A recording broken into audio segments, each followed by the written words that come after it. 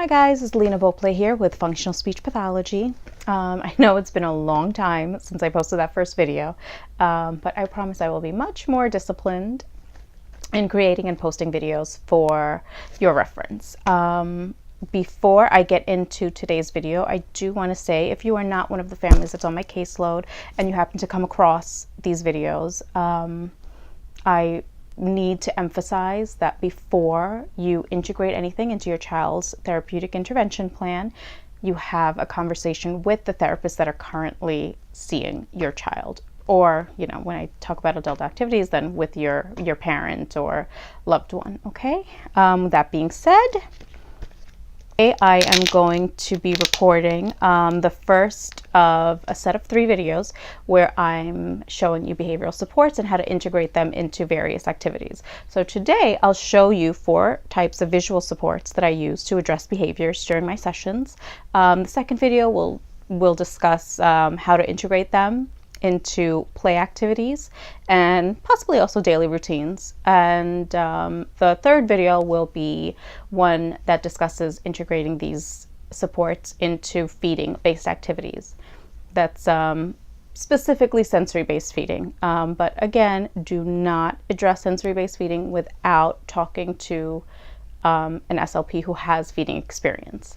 Okay, so with that being said, let's go ahead and show you the first one. I use these so often that they're starting to fall apart. I kind of quickly constructed this one with contact paper instead of hard laminating sheets because I was just running short on time. And my number 4 is falling apart. But whatever, it does the job, okay? So this is a countdown. I use this in a few different ways.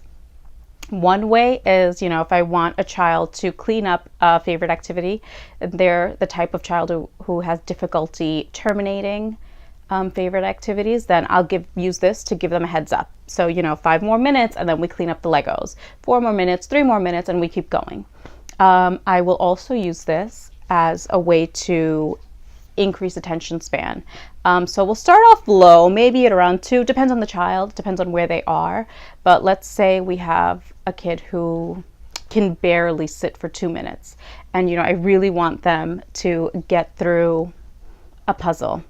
Okay, so maybe we'll start with just 3.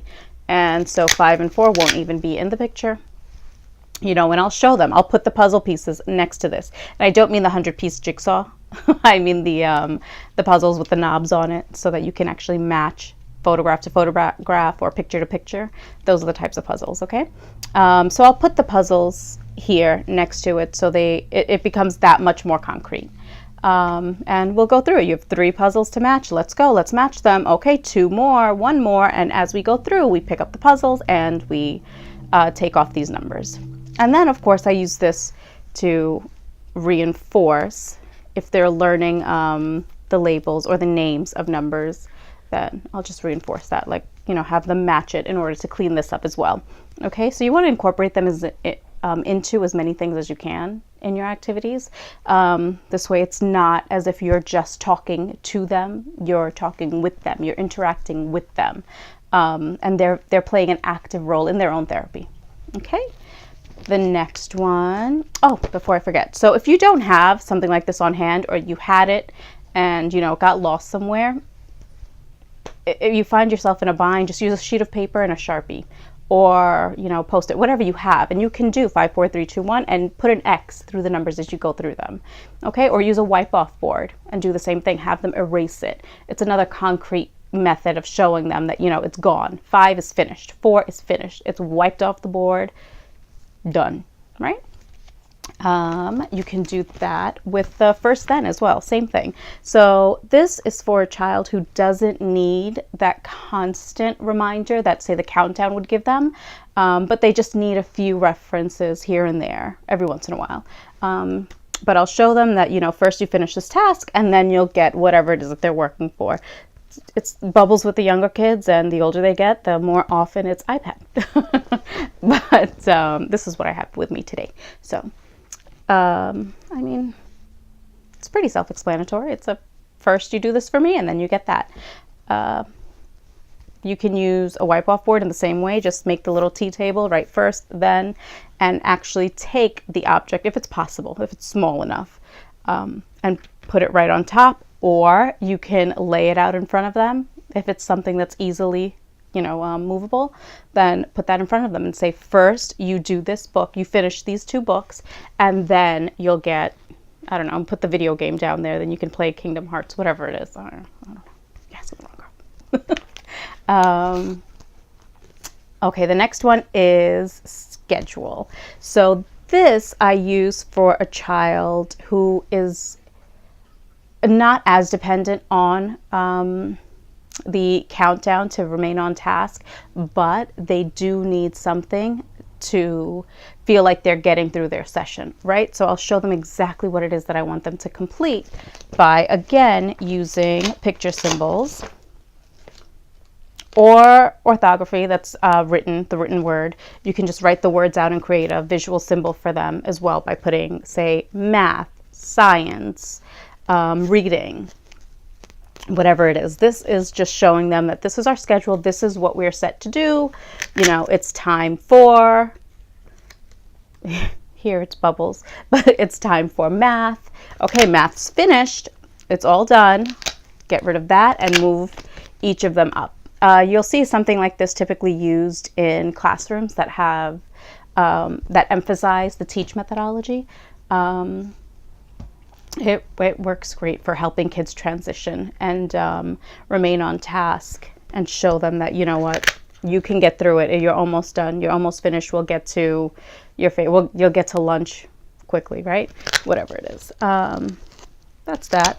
And again, you can always use a wipe-off board or piece of paper if you don't have anything handy. It's easier if your child is able to understand the written word, unless you're a great artist, which I am not. So I'm highly dependent on this. Okay, the next one is something that I use for individuals that are cognitively higher. I have used this with some of my 2.5 and 3-year-olds. It depends on the kid. It really just depends on where your child is. But this is an example of a token economy system. So with this, 5 tokens earn whatever goes up here. Again, say iPad, whatever. You can use stars, you can use anything, whatever the child likes. If the child likes trains, use 5 trains, whatever. You just want them to understand that in order to earn time with the iPad or earn time on the Xbox, they have to complete these 5 tasks, whatever you lay out, or they have to, earn these tokens by completing the 5 tasks that you lay out for them. Okay, so that's not usually one that I use with feeding. I just haven't incorporated that. It's usually this or the first then, even the schedule. Usually more with play with older kids. So I'll emphasize how to use the countdown, first then, and the schedule in the next 2 videos. That is it for today. Okay, so hopefully I will get the next, not hopefully, I will get the next video recorded and posted within the week. Okay, bye, take care. Be sure to click like and subscribe to my channel to see more videos. Thanks.